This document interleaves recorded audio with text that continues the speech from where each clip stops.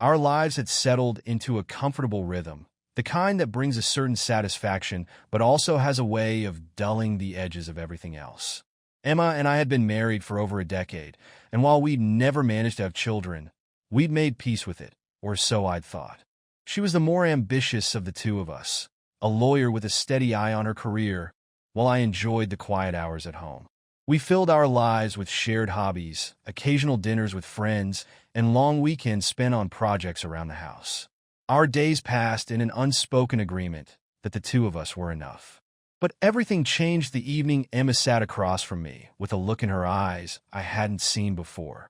We were sharing a late dinner, one of our favorite pasta dishes, when she suddenly put down her fork, staring at me with an intensity that made me sit up. "Nate, have you ever thought about adoption?" I nearly choked on my wine, the surprise of her question catching me off guard. "Adoption?" I echoed, unable to hide my shock. It wasn't like her to bring up something this monumental out of nowhere. She nodded, her face solemn. "I know we've talked about children before, but we both thought it wasn't in the cards for us. Lately, though, I don't know, it's been on my mind a lot. I feel like I have more to give, Nate, like there's something missing in our lives. I want to be a mother." I studied her face, trying to understand this new direction she was pulling us in. The past few years had been quiet and steady, with no talk of expanding our family, no sign that she'd ever felt anything was lacking. And yet, the look in her eyes was clear. She'd been carrying this desire for a while, maybe hoping I'd be the one to bring it up. Instead, she'd had to pull me into it, and I could see the determination beneath her composed exterior.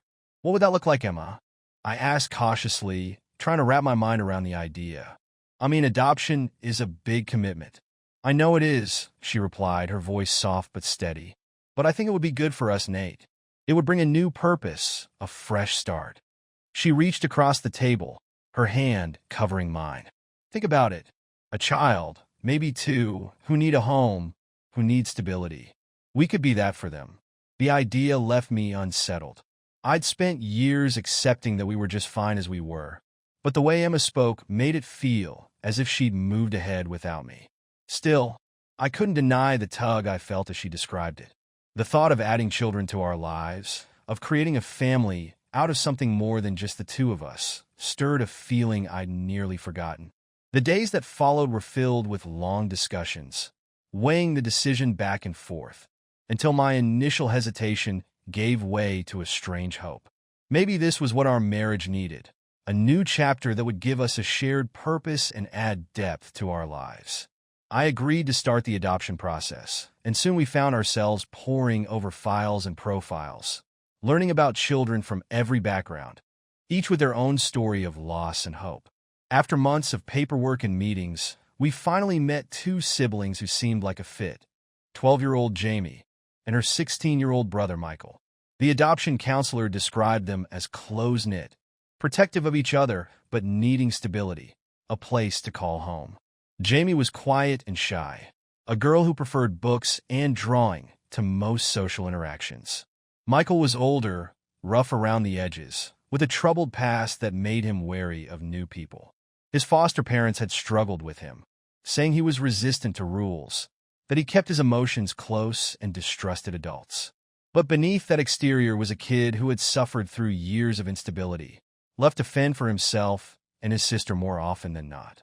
The first meeting was tense, to say the least. We met Jamie and Michael in a small office at the adoption agency. Jamie sat close to her brother, her wide eyes darting nervously around the room, while Michael leaned back in his chair, arms crossed, giving off an air of defiance. "Hi, I'm Nate," I said gently, trying to keep my tone relaxed. "This is Emma. We're really glad to meet you both." Jamie managed a shy nod, but Michael barely acknowledged us, his gaze fixed somewhere over our heads. Emma and I exchanged a glance, silently agreeing to take things slowly. The counselor broke the ice, asking Jamie about her drawings and Michael about his favorite books. Jamie's eyes brightened as she spoke about her artwork, slowly warming up to Emma's gentle questions. But Michael remained silent, answering in one-word replies, his guard up and unwavering. I couldn't help but feel a pang of empathy for him. He looked like a kid who had learned not to rely on anyone but himself. Despite the rough beginning, Emma's determination never wavered. She spoke to Michael with patience, her voice calm, as if she were trying to reach him beyond the walls he'd built around himself. By the end of the meeting, he'd softened just a bit, enough for me to feel a glimmer of hope. Over the next few visits, Jamie became more comfortable, her laughter slipping out now and then as she grew used to us. But Michael was different, wary and distant. Yet I could see the subtle shifts when Emma spoke to him. She seemed to understand him in ways I couldn't, finding ways to bring him out of his shell little by little. Watching her, I felt a mixture of pride and gratitude, certain that her efforts would bring us closer as a family. Finally, the adoption was approved and Jamie and Michael came to live with us. I was determined to give these kids a real home, a place where they could finally feel safe. It wasn't easy. There were plenty of bumps along the way. Jamie adapted quickly, her natural gentleness and eagerness to please making her fit in with us almost effortlessly. But Michael's arrival felt like a thunderstorm, unpredictable and fierce, his moods often clashing with my attempts to establish boundaries. Through it all, Emma remained calm in the storm, always patient with Michael, always finding ways to bridge the gap between him and me. Her dedication to him, her willingness to look past his rough edges, made me admire her more than ever. I was grateful for her, for this chance we'd taken together, even if it was challenging. This was the family we'd chosen, and I was determined to make it work. As I lay in bed at night, listening to the faint sounds of the kids moving around in their rooms, I felt the weight of responsibility settle over me. This was a new kind of life, one that stretched me in ways I hadn't expected, but it felt right. With Emma by my side, I believed we could give Jamie and Michael the future they deserved. But I didn't realize then how this new family would also open cracks I hadn't seen, places in our marriage that had gone unnoticed for years. The journey we were on was one of love and healing, but hidden in the shadows were seeds of betrayal, of a trust that would soon be broken. And though I couldn't see it yet, those seeds were quietly taking root, ready to shatter everything I held dear. The first few weeks with Jamie and Michael felt like walking on uneven ground, each day an unpredictable mix of progress and setbacks. Jamie, the younger one, settled in with surprising ease. She had a quiet, observant nature, and was soon following Emma and me around the house, eager to help with anything we'd let her. She'd sit with me in the living room, eyes wide and curious as she listened to my stories, or hang on Emma's every word in the kitchen, offering to chop vegetables or set the table. Her affection grew quickly, a gentle reminder that some bonds form easily, naturally, as if they were meant to be. Michael, however, was a different story entirely. He was 16, at that age when independence is a prized possession, and I could see he didn't plan on surrendering it to either of us. His body language, arms crossed, shoulders set, spoke volumes. He kept his distance, rarely joined us at meals, and when he did, he was all nods and one-word responses. He would retreat to his room for hours, sometimes skipping dinner or coming home well past curfew. Each time I tried to reach out, to establish some sense of routine or expectation, he would look at me with an expression that said, "I don't need this from you." Emma, though, was undeterred. She seemed to understand him in a way I didn't. Or maybe it was her natural compassion that fueled her patience. She spent long hours with him, talking quietly, sometimes late into the night. She found ways to break through his defensive walls, slowly drawing him out. At first, I was grateful to see her trying so hard. She'd come back from those late-night conversations with a tired smile, her eyes hopeful as she told me about the small victories. A smile here, a longer response there. I chalked it up to her dedication and desire to make this family whole. But as time went on, I began to notice things that didn't sit quite right with me. Emma was spending a lot of time with Michael, more than with Jamie or even with me. She was often preoccupied, her mind clearly somewhere else even when she was physically present. It wasn't as if she was ignoring me, but her focus had undeniably shifted, and our usual routine, the easy rhythm we'd established over the years, was starting to fray. Michael, for his part, seemed to gravitate toward Emma in ways that struck me as oddly possessive. He'd brush past her in the kitchen, linger by her side in a way that was more intense than typical teenage behavior. I couldn't help but feel an odd tension in the room whenever the two of them were alone, an energy I couldn't quite place. I chalked it up to his age, to the natural difficulties of blending families, and to Emma's genuine concern for his well-being. She was simply trying to be there for him, to help him heal, and I trusted her implicitly. But little things started to stand out. Emma's laughter came more easily when she was around Michael, an easy, relaxed sound I hadn't heard in years. When we'd sit down for dinner, she'd often turn to him first, asking about his day, focusing on him as if the rest of us were secondary. She was careful to involve Jamie and me, but her focus, her interest, was directed at Michael, as if she saw something in him that the rest of us couldn't understand. One evening, after the kids had gone to bed, I decided to mention it. I was curious, not suspicious, and I wanted to understand what was going on in her mind. "You and Michael seem close," I said, watching her as she settled onto the couch beside me. "He's been through a lot, and it's great that he feels comfortable opening up to you." She nodded, a slight smile tugging at her lips. "It's just, he reminds me a lot of myself when I was younger. I think that's why he's having such a hard time adjusting. He's had a difficult past, and he's not used to trusting people." "I can see that." I agreed, though I was hoping she'd say more. "But it's tough to connect with him.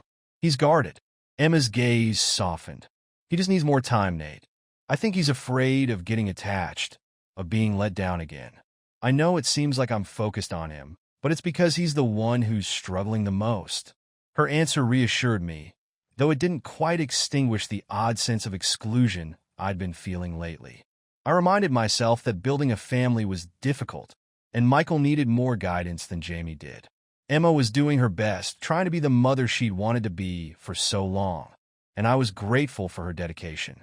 But as the weeks went by, the small moments began to add up.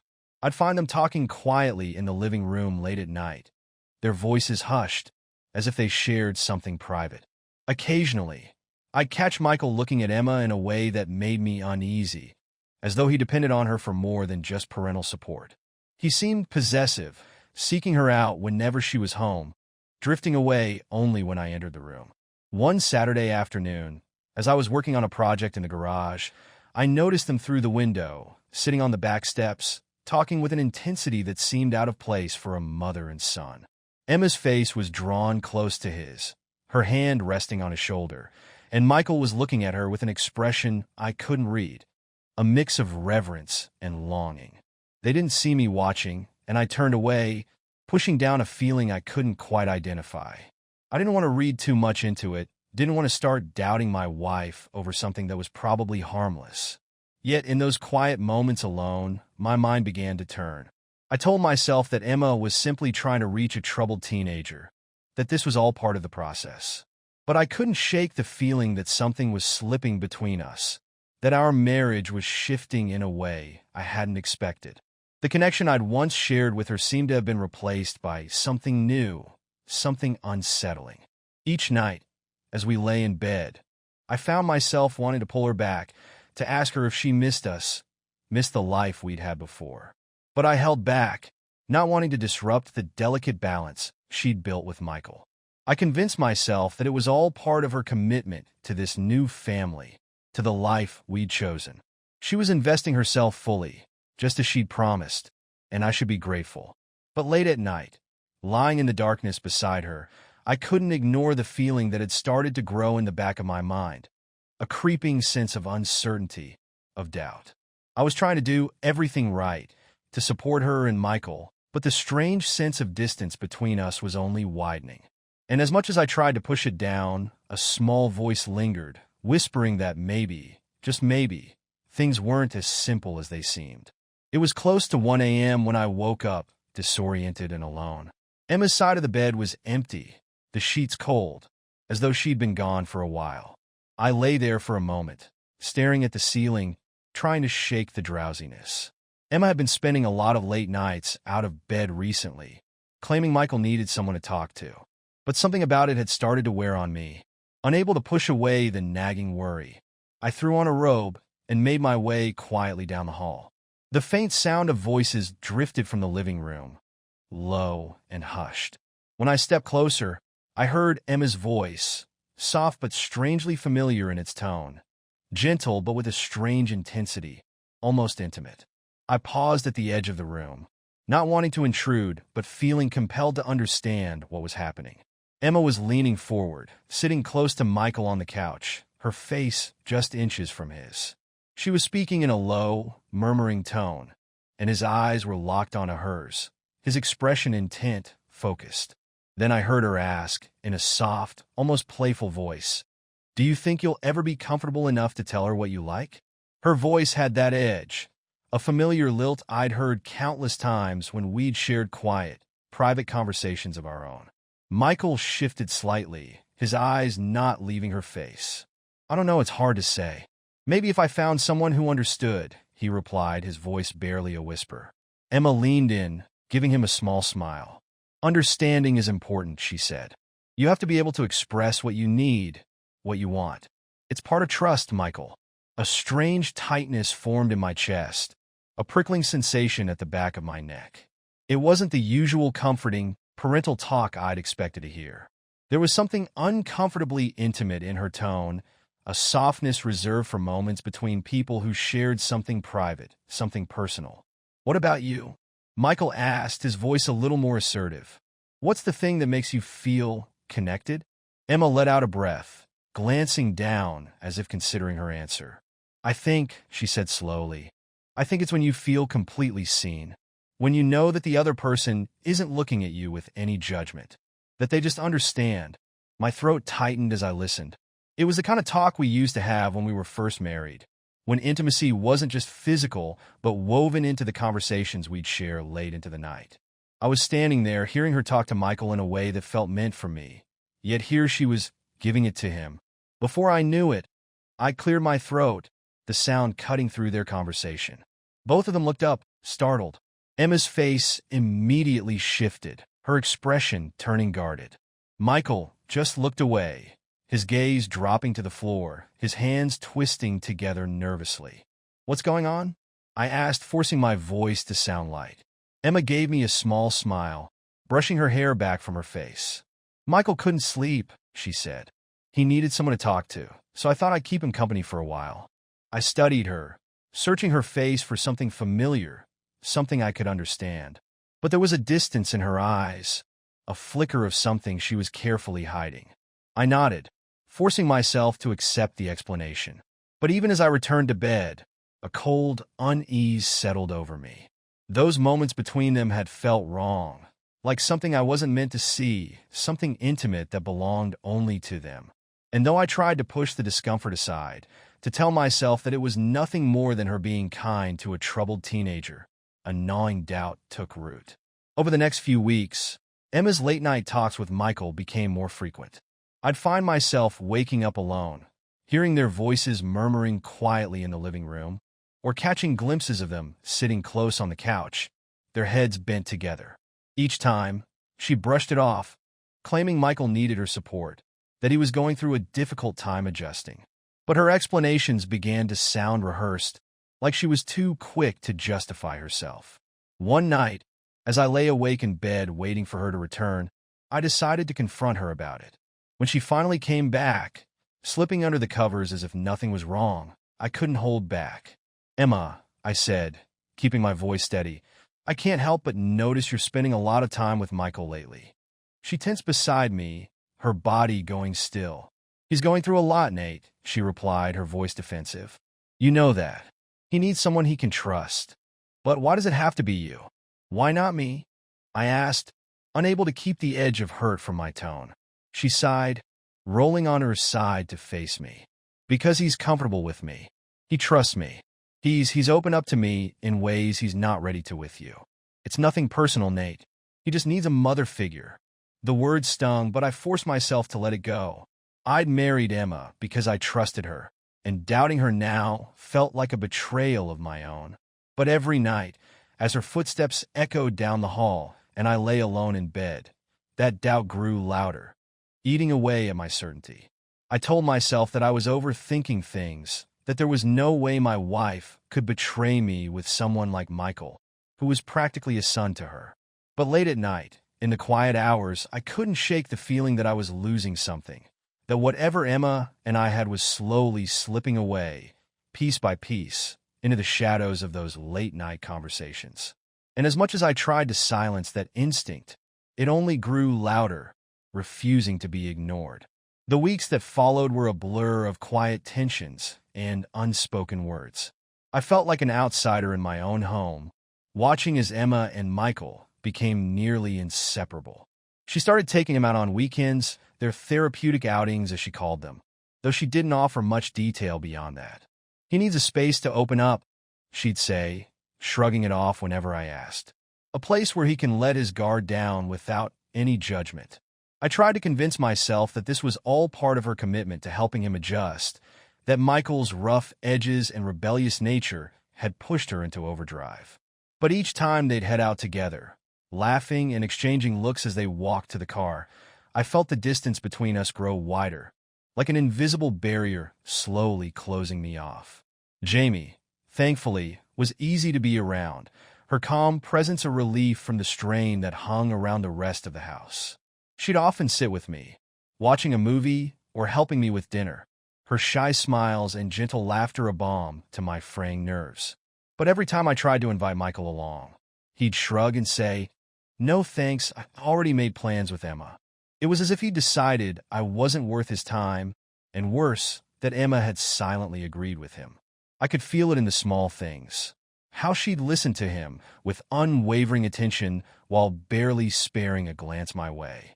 How, at night, her body remained distant from mine, her mind clearly elsewhere. The comfortable intimacy we'd once shared felt like a distant memory, replaced by guarded conversations and a strange, almost formal politeness.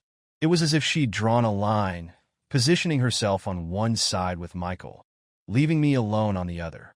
One Friday evening, after Emma and Michael had returned from one of their outings, I tried to talk to her.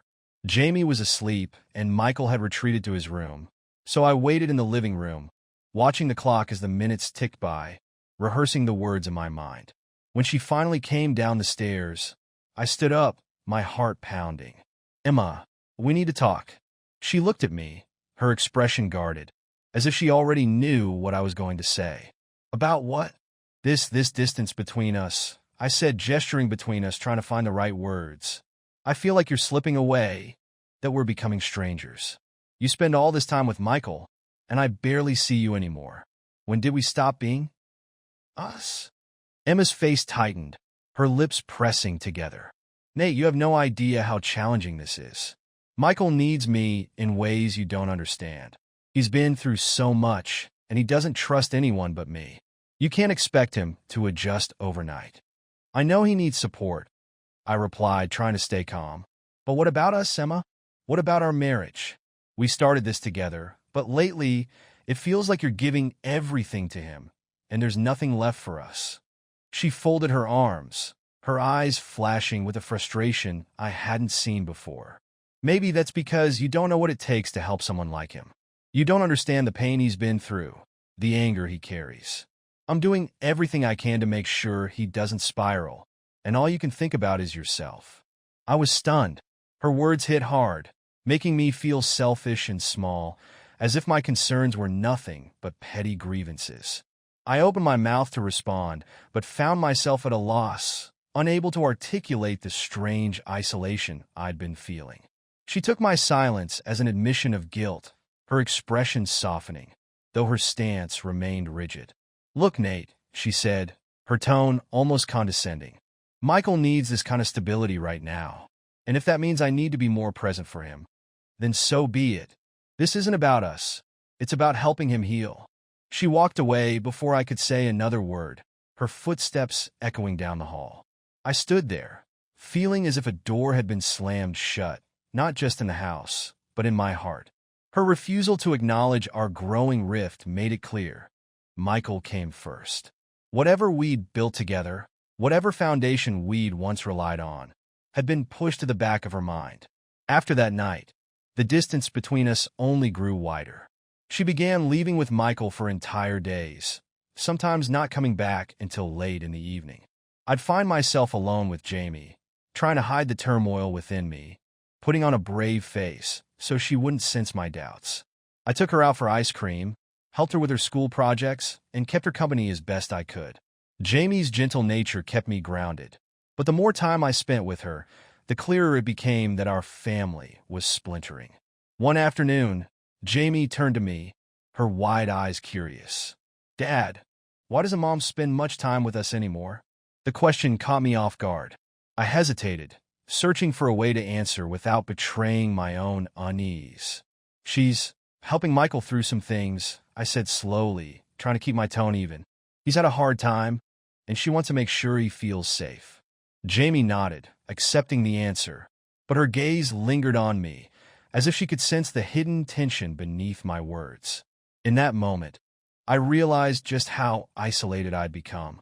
I was grasping at whatever scraps of normalcy I could find, clinging to the hope that Emma would come back to me, to us, and rebuild the life we'd started together. But as the weeks dragged on, that hope grew dimmer. I felt like a stranger in my own marriage, a bystander watching as Emma poured herself into a bond one couldn't understand, one that felt dangerously close, too intense for comfort. I lay awake at night, wondering if I'd lost her entirely, if the woman I'd loved for so long was slipping away for good. And yet, despite all the signs, despite the growing suspicion gnawing at my mind, I silenced my doubts. I told myself it was all part of the process, that Emma was simply a caring mother doing her best to reach a child in pain. But deep down, the cracks in our marriage had begun to fracture, spreading through the foundation we'd built together. And with each passing day, I felt myself slipping further from her, left to wonder if there was any way to bridge the growing distance, or if she'd already chosen to cross it without me. The distance between Emma and me had settled into a tense, quiet rhythm that made each day feel heavier than the last. I tried to ignore the nagging feeling, the persistent doubt, but it grew louder with every passing moment she spent alone with Michael. And still, I silenced that voice, convincing myself that this was all just a symptom of our strained family dynamic. They were just close, I kept telling myself. She was a caring mother. But those assurances were starting to wear thin. Then one evening, everything changed. I'd left work early, hoping to surprise Emma with an impromptu dinner out, something to bring us back together, to remind her that we were still a team. I drove home, feeling a hint of optimism for the first time in weeks, clinging to the hope that I could reignite some spark in our marriage. When I pulled up, I noticed that the house was quiet, unusually so for that time of day. I walked through the front door, setting my briefcase down in the hallway, and called out, "Emma, you home?" Silence. Thinking she might be upstairs, I started up the staircase, my footsteps muffled by the thick carpet. I was about to call her name again when I heard something, a faint murmur of voices drifting down from our bedroom. My brow furrowed, and I moved quietly, approaching the half-open door. At first, I couldn't process what I was seeing. There, tangled together in the sheets, were Emma and Michael. She was leaning over him, her hair falling over her face, and his hands were wrapped around her waist, their bodies entwined in a way that turned my stomach. They didn't notice me standing there, frozen in the doorway, my mind struggling to reconcile the scene in front of me. The shock hit me like a blow, every rational thought drowned in a wave of betrayal so fierce it left me paralyzed. I wanted to look away, to leave, but my legs wouldn't move. Emma was whispering something to him, her voice soft, intimate, and he responded with a quiet laugh, brushing a strand of hair from her face. It was a closeness I'd never even allowed myself to imagine. Finally, as if sensing my presence, Emma turned, her gaze colliding with mine. Her eyes widened, a flash of horror spreading across her face. She scrambled away from Michael, clutching the sheet around herself, her expression shifting from shock to guilt, then fear. "Nate, it's not what it looks like," she stammered, the words stumbling out, hollow and meaningless. Michael sat up, his face hardening as he looked at me. There was no shame in his expression, no guilt, just a brazen defiance that only deepened my rage. I felt a sickening realization settle over me, the weight of their betrayal crashing down in full force. My mind raced, a storm of fury and disbelief. I opened my mouth to speak, but no words came. I wanted to demand an explanation, to shout, to rage, but I was struck silent, the betrayal too immense to put into words. My wife, my Emma, and this boy we'd brought into our home, into our lives, had shattered every ounce of trust one had in them both. I finally forced myself to speak, my voice shaking. How long has this been going on? The words sounded foreign, barely audible over the pulse pounding in my ears. Emma looked down, her face crumpling as she tried to find an answer. It's not. Nate, please, I never wanted this to happen. It happened, and I didn't know how to stop. Michael crossed his arms, his expression unfazed. He didn't look like a boy in that moment. He looked calculating, almost smug, as if he knew exactly what he'd done, what he'd taken from me, and reveled in it. Emma's voice broke, her eyes pleading. I didn't mean to hurt you, Nate. I was just so lonely. You were so distant, and Michael, he understood me in ways I never expected. I know it was wrong, but I couldn't stop. I could feel the ground slipping out from under me. I was drowning in disbelief, anger, and a deep, searing pain that felt like it would tear me apart. Every memory I had with Emma, every moment we'd shared, now felt tainted, contaminated by this betrayal that had been unfolding right under my nose. Michael's eyes met mine, and for a fleeting second, I saw something dark there, a cold satisfaction that made my blood boil. He had crossed a line that could never be erased, and he knew it. Without a word, I turned and walked out of the room, slamming the door behind me, my mind numb as I made my way downstairs, trying to catch my breath. I needed to clear my head, to understand how I'd ended up here, in this nightmare of betrayal and broken trust. Back in the kitchen, I grabbed Emma's phone, my hands shaking as I unlocked it and scrolled through her messages. It didn't take long to find what I was looking for, a series of messages between her and Michael, the kind of intimate language that confirmed everything I'd just witnessed.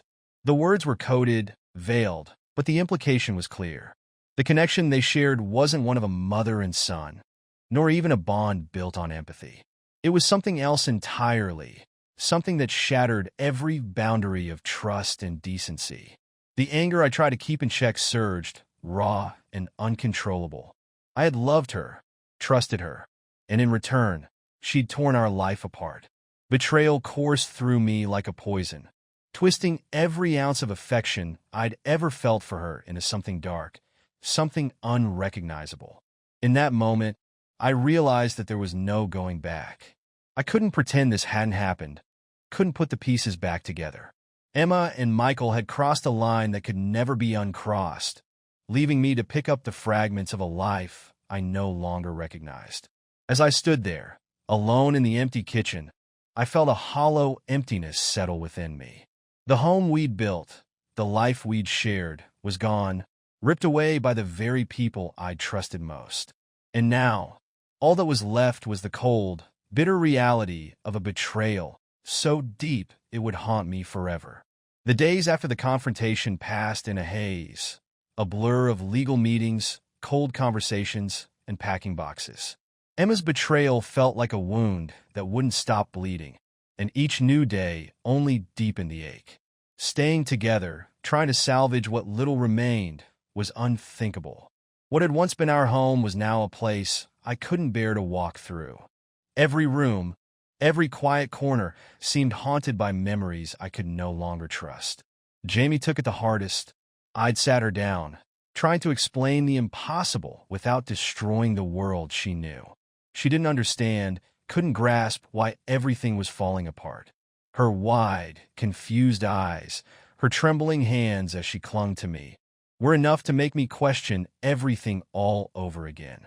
Why can't we stay together? She'd asked, her voice breaking. Why can't we just be a family again? I had no answers, no way to make sense of the betrayal that had shattered our family. But I knew one thing. Jamie needed stability, a place to heal from the chaos that had invaded her life. And I made a vow to myself that I would be that stability for her, that I would somehow create a safe and loving home for her, even if it meant piecing myself back together in the process. The divorce was swift, clinical. Emma's once familiar face had become a stranger's. Her gaze hardened, as if she too had severed any ties to the life we'd built. She'd gone to stay with a friend out of town, leaving Michael behind to fend for himself, an afterthought in her wake. I refused to let his presence linger any longer, and within days he'd moved out, though the damage he left behind seemed to echo in every corner of the house. Left alone, Jamie and I began the painful process of rebuilding. At first, the emptiness was overwhelming.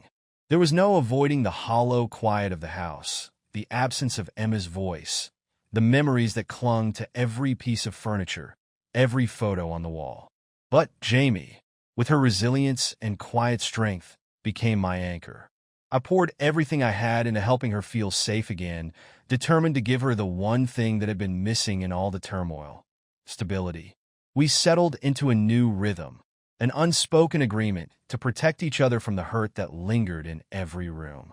I took up new routines, filling our evenings with activities and our weekends with quiet adventures, each outing an effort to replace the past with moments that were ours alone. Gradually, I watched as Jamie's laughter returned, as her eyes began to reflect hope again, even in the aftermath of all we'd lost. In the quiet moments, when the house was still, I found myself looking back, sifting through the wreckage of our marriage, trying to understand how things had spiraled so far out of control. I thought about trust, about the illusions we create to keep our worlds intact, and how easily they can shatter. I saw the warnings I'd ignored, the suspicions I'd pushed aside, and wondered if things would have been different if I'd listened to my instincts. Through it all, I held on to the promise I'd made to Jamie to create something real, something lasting, even if it was built on the ruins of what came before. I found a new appreciation for the small, steady things: Sunday mornings with the sun filtering through the window, quiet dinners, the calm presence of my daughter beside me. Piece by piece, I began to build a life I could trust, a life that felt steady, even if it was marked by scars. The path ahead wasn't easy, and the ghosts of betrayal lingered, leaving marks that wouldn't fade. But I was determined to move forward, to provide Jamie with a home that was safe, filled with love and the knowledge that she'd never have to question my devotion to her. In time, I hoped that would be enough for both of us. Somewhere in that process, I found my own healing, not in forgetting, but in moving forward. Emma's betrayal had cut deep, but it hadn't destroyed me. Instead, it had taught me to value what I could trust, to protect what mattered most. And with Jamie by my side, I knew I had the strength to carry on, to face whatever lay ahead. As we settled into our new life, a sense of peace finally took root, steady and resilient, like the life we were building together. I knew the scars would remain, reminders of what I'd lost, but also of what I'd learned. And in that understanding, I found hope for the future, one built on trust, honesty, and the unwavering love I could give my daughter, no matter what.